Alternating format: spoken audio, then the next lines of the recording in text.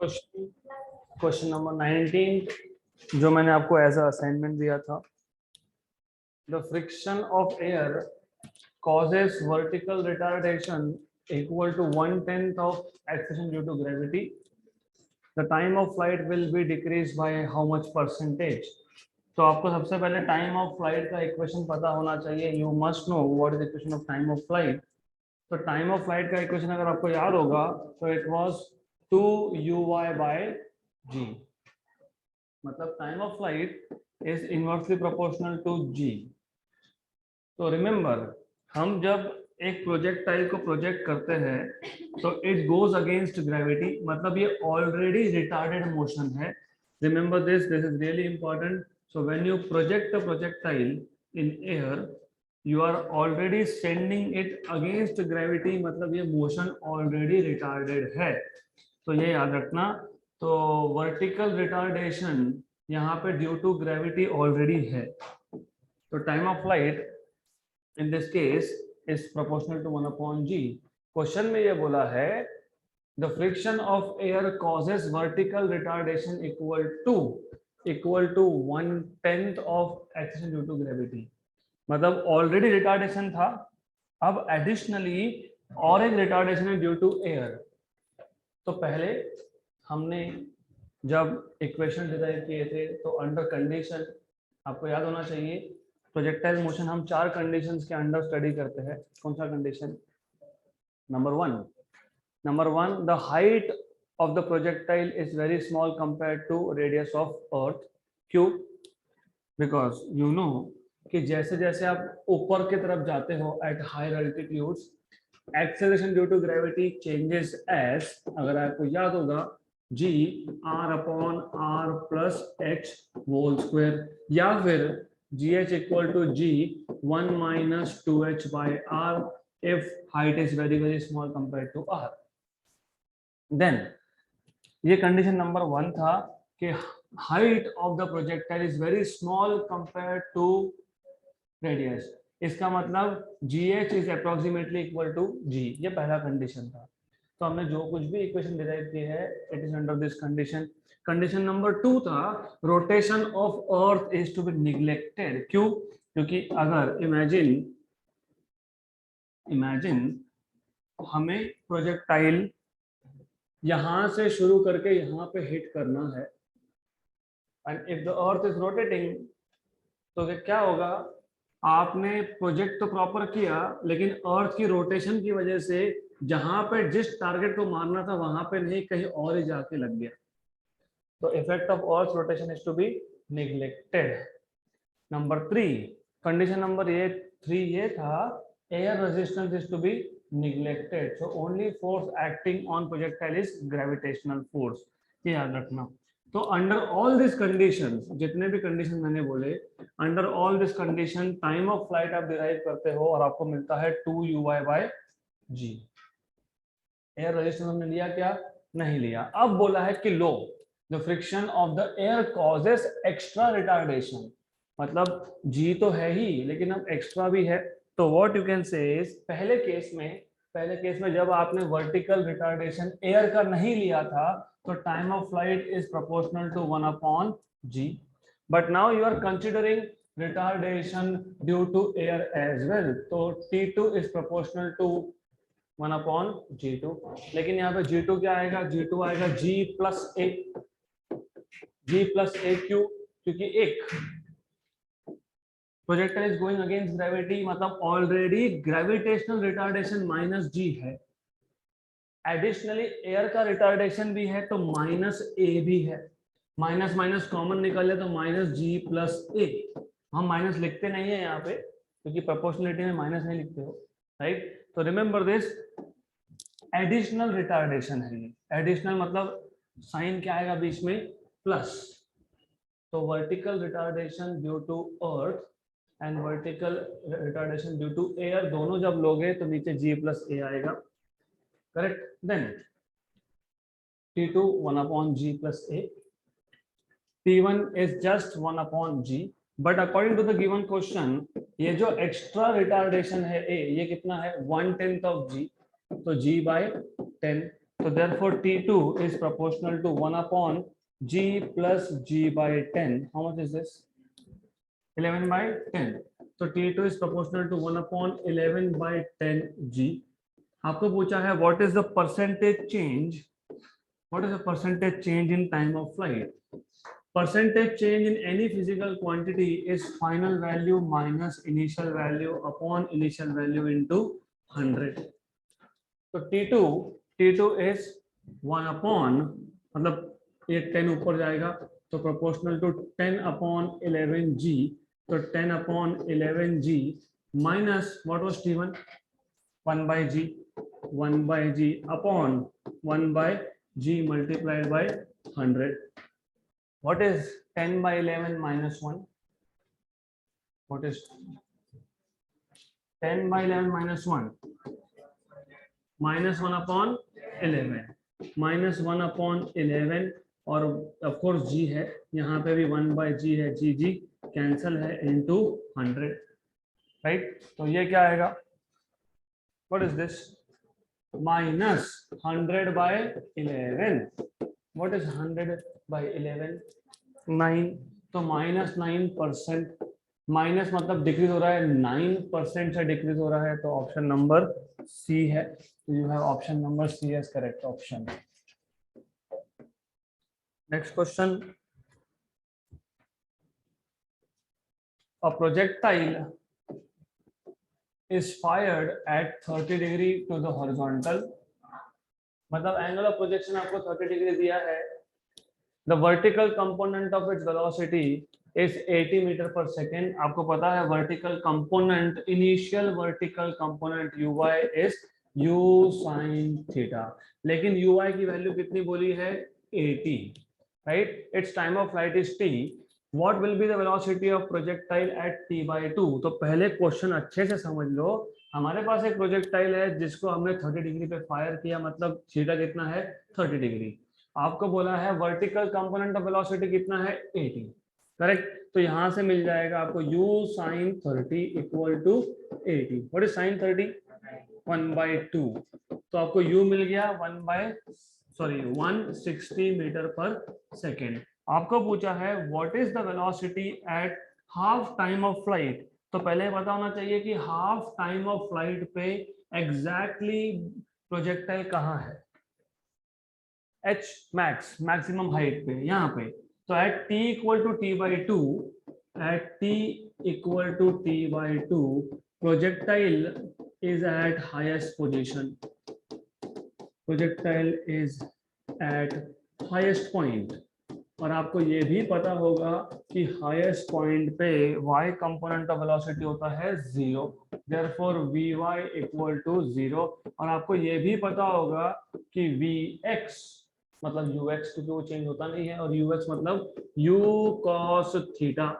u कितना है? 160 cos of 30. What is cos 30? √3 by 2. तो √3 by 2 1 जा and 80 जा, तो 80√3. तो 80√3 is x component of velocity. आपको क्या पूछा है? What will be velocity of projection? तो इतना ही आएगा क्योंकि y component तो 0 है. Therefore v equal to √ of vx square plus vy square, which is √ of vx square, क्योंकि vy square है 0. तो आपको मिल जाएगा v equal to vx, और vx अभी अभी फाइंड किया आपने 80√3. 80√3 ऑप्शन नंबर बी.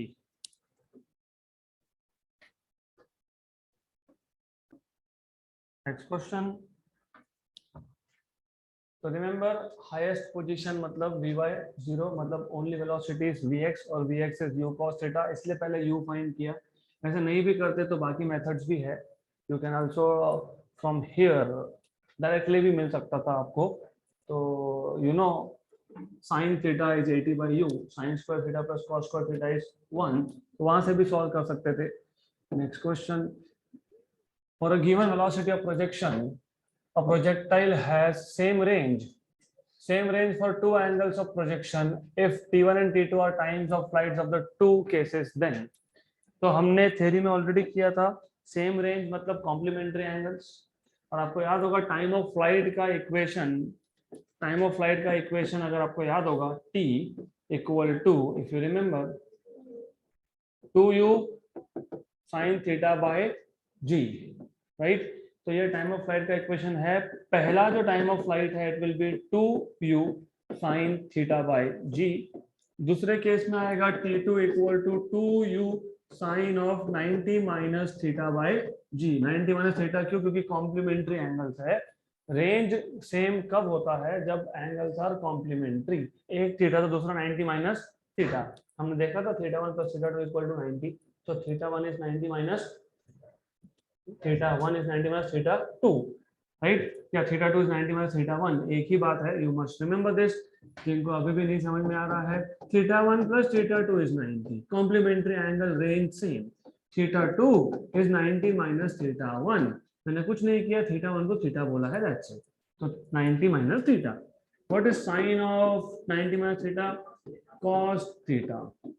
तो ये आ गया T2। तो आपको T1 और T2 पता है, हमने थ्योरी भी किया है इसका। अब दोनों को मल्टीप्लाई कर दो। मल्टीप्लाई कर दोगे तो ये आ जाएगा 2u sin थीटा, ये आ जाएगा 2u cos थीटा। हो गया क्वेश्चन सॉल्व अपॉन g। क्यों? 2 इंटू 2 4। एक काम करो, इसको 2 ही रखो। You know u sin theta is ui, u cos theta is ux और 2 और upon g। Do you know what is 2ux ui by g? Range r है, ओके। और ये एक g और g स्क्वायर। तो g और g स्क्वायर था, तो जानबूझ के मैंने यहाँ पे g को अलग रखा है, राइट? क्योंकि 2ux ui by g is r, तो t1 into t2 is 2r by g। इसका मतलब t1 into t2 is directly proportional to r। Option number B. Next question. A particle is thrown with velocity u at an angle alpha. Particle is thrown with velocity u at an angle alpha from the horizontal. Another particle is thrown with same velocity at an angle alpha from the vertical. The ratio of times of flight of two particles will be, very simple question, tan alpha आएगा answer. तो you should know, you must know, ये x axis है, यहाँ पे ये y axis है। पहला particle जब आपने थ्रो किया, ये पहला पार्टिकल का ट्रैजेक्टरी है, इसका angle of projection theta 1 equal to alpha है, क्योंकि पहला एंगल आपने मेजर किया विद रिस्पेक्ट टू हॉरिजॉन्टल। दूसरा जो प्रोजेक्टाइल था उसको जब आपने थ्रो किया तो उसका एंगल ऑफ प्रोजेक्शन, सपोज ऐसा कुछ होगा, आई एम नॉट सेइंग कि रेंज सेम है, हो भी सकता है, नहीं भी हो सकता, डजंट मैटर, राइट? तो यहाँ पे ये है अल्फा। अगर ये अल्फा है तो बचा हुआ कितना हो गया? 90 माइनस अल्फा। तो remember theta 2 will be 90 minus alpha. तो रेंज सेम होगा क्योंकि ये बन गए कॉम्प्लीमेंट्री एंगल्स। तो आपको ये पता होना चाहिए, एक का एंगल अल्फा विथ हॉरिजॉन्टल, एक का एंगल अल्फा विथ वर्टिकल, मतलब बोथ आर कॉम्प्लीमेंट्री। और आपको क्या पूछा है? Ratio of times of flight. तो अभी बार बार हम वही चीज कर रहे तो पता होना चाहिए। Time of flight of first is 2u sin theta 1 upon g। तो t1 equal to 2u sin theta 1 मतलब अल्फा अपॉन g। तो t2 equal to 2u sin theta 2। What is theta 2? 90 minus alpha. तो sine of 90 minus alpha मतलब कितना? cos alpha. तो sine upon cos कितना? 10, इसलिए मैंने बोला tan अल्फा। तो t1 is 2u sin alpha by g upon 2u sine of 90 minus alpha is cos alpha by g। 2u g cancel, sine alpha by cos alpha is tan alpha. So T1 by T2 is tan alpha, option number C. Next question. A projectile thrown with initial speed u and angle of projection 15 degree to the horizontal has a range r. If the same projectile is thrown at an angle of 45 degree to the horizontal with a speed of 2u, its range will be 8r। क्योंकि हमने कल ये question solve किया था कल ही ये question solve किया है, तो we are not going to repeat this in the last session, we have done this already. अगला question, this is good. The velocity at the maximum height of a projectile is half of its initial velocity. हमने कल इस type का question solve किया था जिसमें था 1/√2 times. Maximum height पे y कंपोनेंट होता है 0, तो जो भी बचा वो है x कंपोनेंट. तो हमने कल ही ये सॉल्व किया था कि मैक्सिमम हाइट पे सिर्फ वहां पे था इनिशियल बाय √2, इस क्वेश्चन में है इनिशियल बाय 2. तो आपको पता है vx equal to ux is u/2. तो ux is u cos theta equal to u/2. u cancel, cos theta half कब होता है 60 डिग्री. वहां पे आया था 30, यहाँ पे है 60. आपको पूछा है range, its range on horizontal plane is, what is range? R. What is R? 2ux uy by g, yes, but u square sin 2 theta by g, right? So u square by g, it is okay. Sine of 2 into theta is 60. What is sine of 120?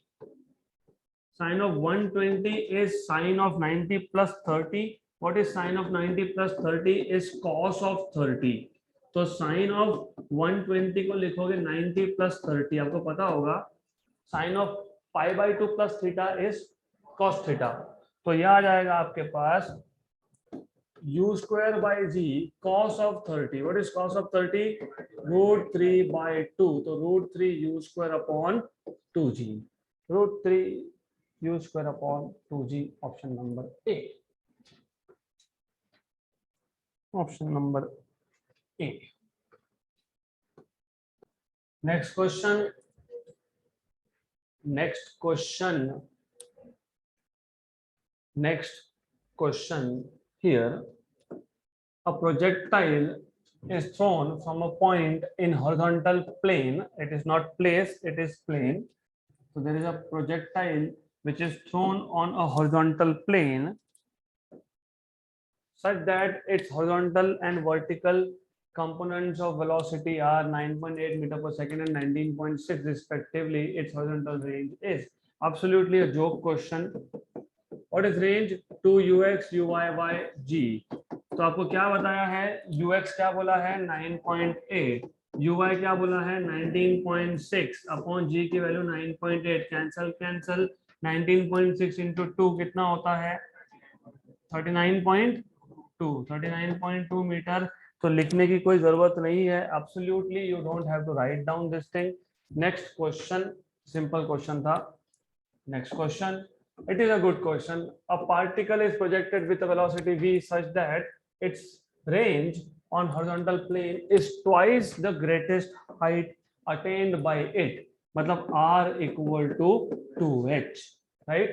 The range of the projectile is. तो good question, क्योंकि आपको पता है r equal to 2h है, but हमको ये भी पता है, क्या पता है? r equal to 4h cot theta होता है.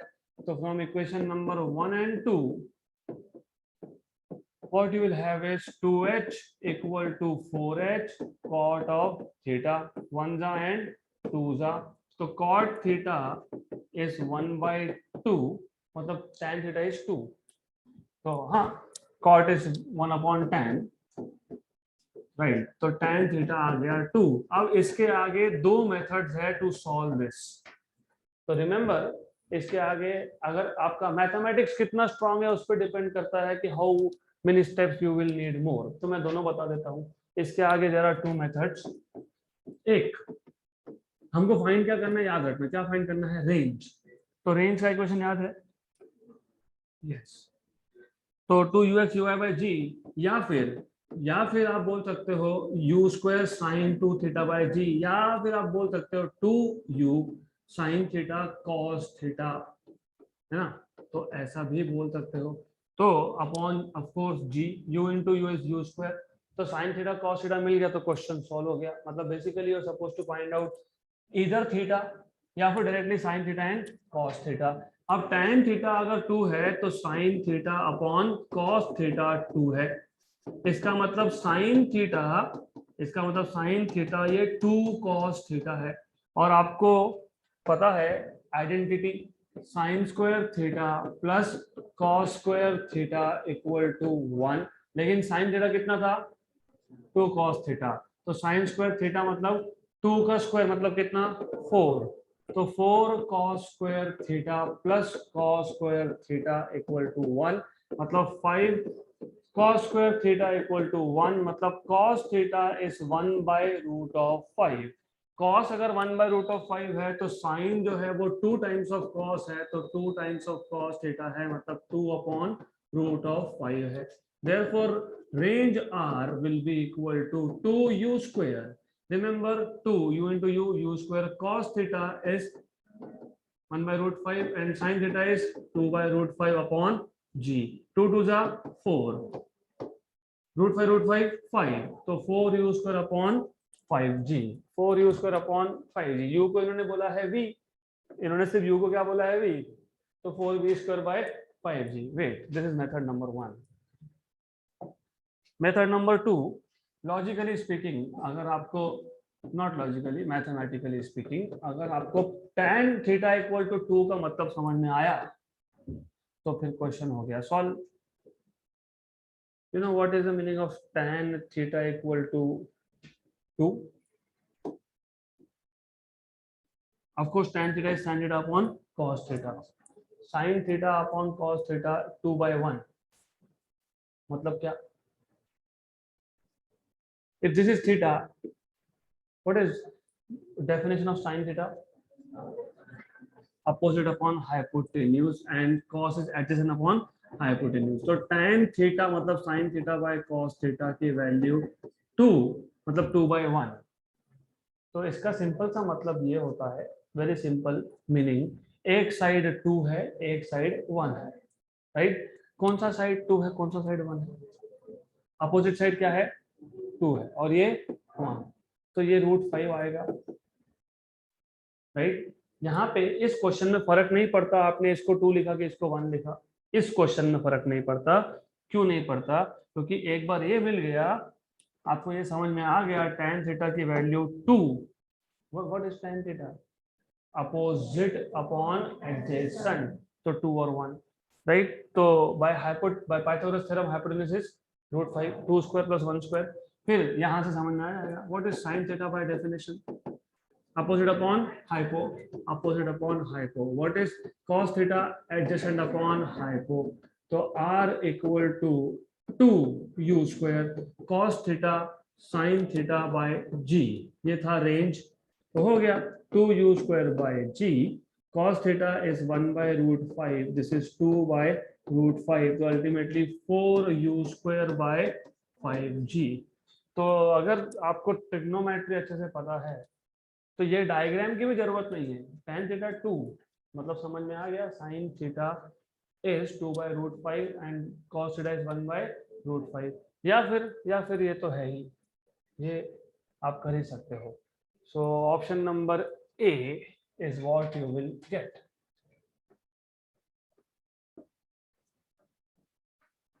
Okay, so this thing you will need, so what I will do is, जो बेसिक ट्रिग्नोमेट्री का लेक्चर है वो मैं अपलोड कर दूंगा आपके बैच में। Go through all that, 1.5 hour, most of the basics जो जो मैथ्स लगता है फिजिक्स के लिए वो हो जाएगा कवर उसमें। Next question, the range R of projectile is same when its maximum heights are h1 and h2। what is the relation between range and h1 and h2? Range is same, मतलब of course आपको अभी तक तो पता लग ही गया range save कब होता है, कॉम्प्लीमेंट्री एंगल्स। और आपको हाइट का भी एक्सप्रेशन पता है, what is equation for h? uy square by 2g, मतलब u square sine square theta by 2g। तो h1 आएगा u square sine square theta by 2g, मतलब θ1 इज थीटा, और h2 आएगा u square sine square θ2 is 90 minus θ2 की complementary angle था, तो h2 मिल जाएगा आपको u square cos square theta upon 2g। अगर आप आंसर देखोगे तो h1 h2 h1 h2 h1 h2 and h1 h2, this is a hint for you कि आगे करना क्या है। आगे क्या करना है, h1 into h2। तो h1 into h2 करोगे तो remember better, I will better right this, इसको ऐसा लिखना ज्यादा प्रॉफिटेबल है, you Y square by 2g, और इसको लिखना you x square by 2g, क्योंकि u cos theta is ux। तो h1 is uy square upon 2g and h2 is ux square by 2g। अब एक काम करो, हमको ऑलरेडी पता है range is two ux uy by g। तो मैं काम करता हूं, मैं ux uy g into G square, तो g इन सब का कर देता हूं square, ux square yes, uy square yes, g into G yes, और ये जो 1/2 इंटू 2 है इसको रख देते हैं फिलहाल बाहर। तो 4 को बाहर रख दिया। हमें अगर रेंज चाहिए तो यहाँ पे 2 और यहाँ पे 2 एडजस्ट कर लिया, क्योंकि 2 ux uy by g is range. सिर्फ एडजस्टमेंट किया है, that's it, this is just adjustment, right. इस 2 को बाहर निकालेंगे तो स्क्वायर होके बाहर निकलेगा, 2 का स्क्वायर होके बाहर निकलेगा। तो 1/4 1/4, ये आ गया आपके पास 2 ux uy by g, this is range. तो h1 into h2, h1 into h2 equal to 1/16 और r का स्क्वायर। तो r स्क्वायर आ गया 16 h1 इंटू h2, मतलब r आ गया 16 का root is 4, h1 into h2 का square root. Option 4, option number D, r equal to 4 h1 into h2 का root. Next question, a grasshopper, actually frog बोलना चाहिए था, ठीक है।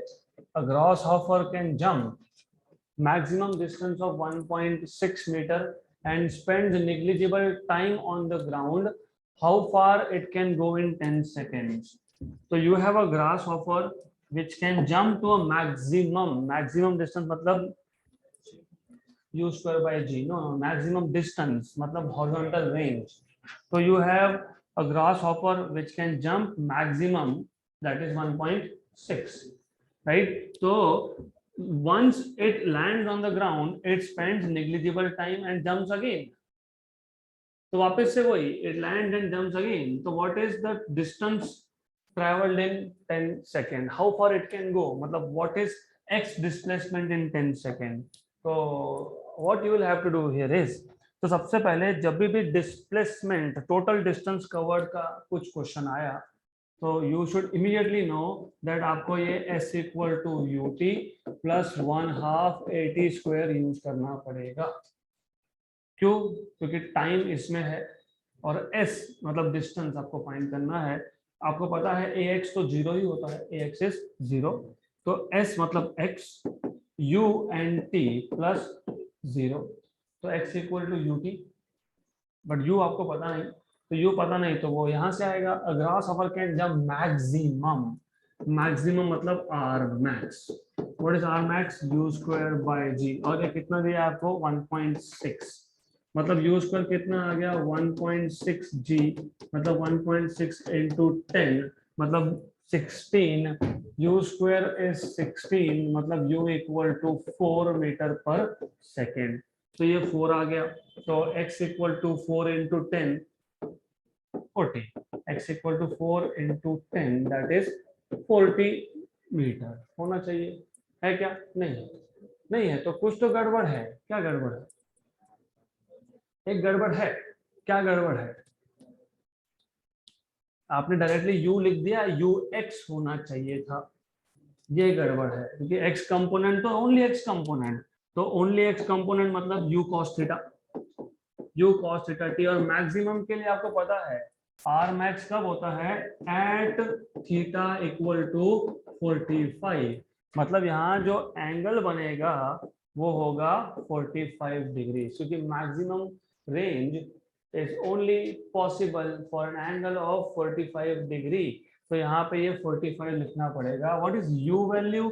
4, cos of 45 that is 1/√2 and time is 10, तो 40 ऐसा लिखो तो भी चलता है, 40/√2, 20 × 2 अपॉन √2 मतलब कितना, 20√2, तो 20√2 तो होना ही चाहिए, option number C. Next question, a projectile is thrown with initial velocity of v equal to ai cap plus pj cap, actually आपको पता है x component is a and y component is b, straight away if the range of projectile is double the maximum height, वापस वही, range r is 2 times of h but range r is 4h cot theta, तो 4h cot theta equal to 2h, मैं directly लिख रहा हूं तो straight away r is this 1 and 2, तो cot theta is 1/2 मतलब tan theta is 2, so tan theta is 2, therefore tan theta is equal to 2, equation number 1। But आपको याद होगा मैंने बताया था कि जब भी tan ये आया तो tan is y component upon x component, तो y कंपोनेंट क्या है uy, x क्या है ux, लेकिन y कंपोनेंट कितना है b और x कितना है a, so from equation number 1 and 2 tan theta is 2 and tan theta is b by a, therefore from 1 and 2 you have 2 equal to b upon a, so therefore b equal to 2a, so b equal to 2a, b equal to a, option number c। next question 33, a ball is thrown by one player reaches another player in 2 seconds, मतलब time of flight कितना 2 second, खेला होगा ना बचपन में catch catch, throw one player throws और दूसरे के हाथ तक पहुंचते पहुंचते मतलब एक प्रोजेक्टाइल मोशन कंप्लीट हो गया, मतलब time of flight which is 2uy/g is equal to 2, मतलब यहीं से आपको समझ में आ गया कि uy equal to g, right. The maximum height attained by the ball above the point of projection will be about, what is maximum height, uy square by 2g, but uy is g, तो g square upon 2g, cancel and cancel, g की value 10 लेते हो तो 10/2 is 5 metre, option number C, simple question, done. Next question, in an exhibition jatra,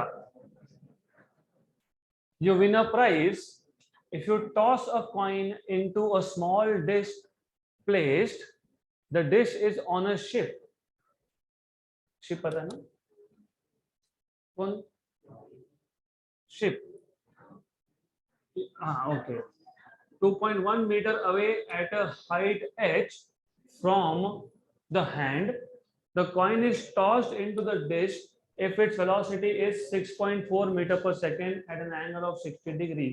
तो question अच्छे से समझ लो, interesting question. in an exhibition you win a prize if you toss a coin into a small dish place, the dish is on a ship 2.1 meter away, तो हमारे पास imagine you have a ship which is 2.1 meter away, what do you mean by 2.1 meter away, point of projection से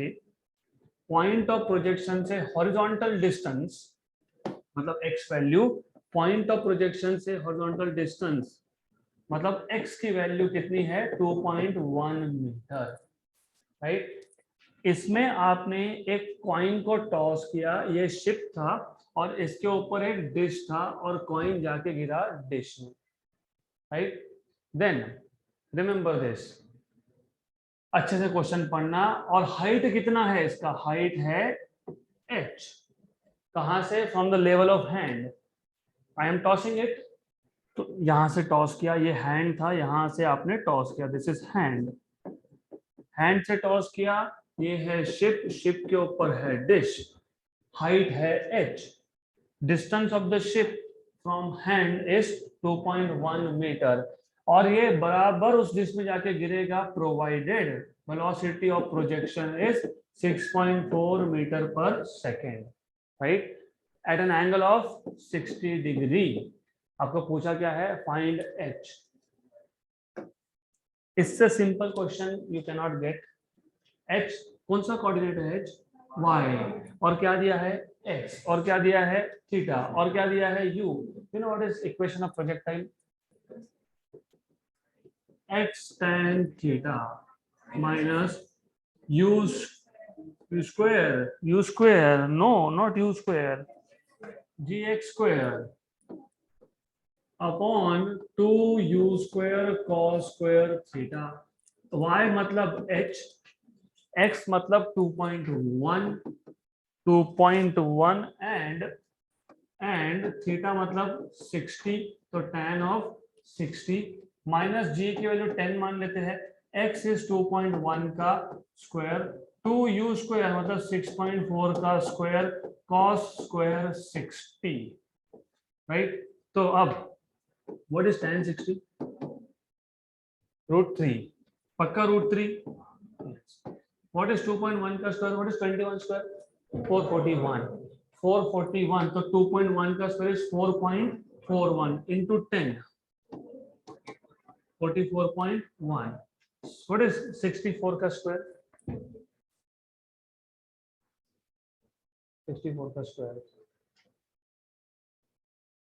65 का square 42.25, तो 6.5 का square 42.25, तो 6.4 का square रफली 41, रफली 41 ही आएगा। कितना आता है exact, 4096।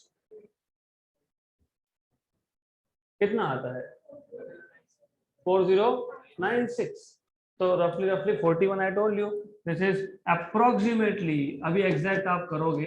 What is cos square 60, 1/4, ठीक है, डजंट मैटर, 41 42 कोई फर्क नहीं पड़ता, रफ कैलकुलेशन चल रहा है हमारा, 1 एंड 2, ये 2 ऊपर जाएगा, कितना होगा ये 2.1 इंटू 1.7, क्योंकि 1.732 होता है ये आ गया 88.2 अपॉन अप्रोक्सीमेटली 41 42, जो लोग हैं वो कोई फर्क नहीं पड़ता, रफली। व्हाट इज 2.1 इंटू 1.7, 2117 का कितना होता है, 3.57,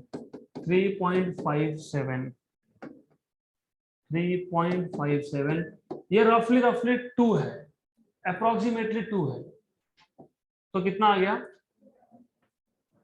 1.57, तो अप्रोक्सीमेट आंसर कितना है 1.5 मीटर, तो approximate is 1.5 metre, 1.5, option number C. Exact आपको करना पड़ेगा क्योंकि आंसर बहुत क्लोज है, बट इन दिस केस हमारा आंसर सही आ रहा है, ऑप्शन सी ही है, but you have to do it accurately. Next question,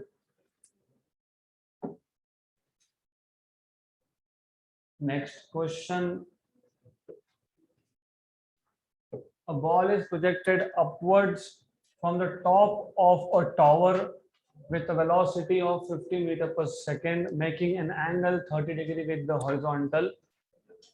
The height of tower is 70 meter. The height of tower is 70 meter. After how many seconds the ball will strike the ground?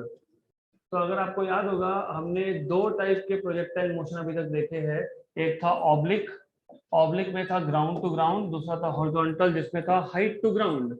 लेकिन यहाँ पे ये दोनों का combination है। हमारे पास एक tower है, 70 मीटर इसका हाइट है, इसके ऊपर से आपने एक बॉल को प्रोजेक्ट कर दिया, and this time the ball is not given only horizontal push, but this time आपने इसको ऊपर थ्रो किया है, it will fall down like this.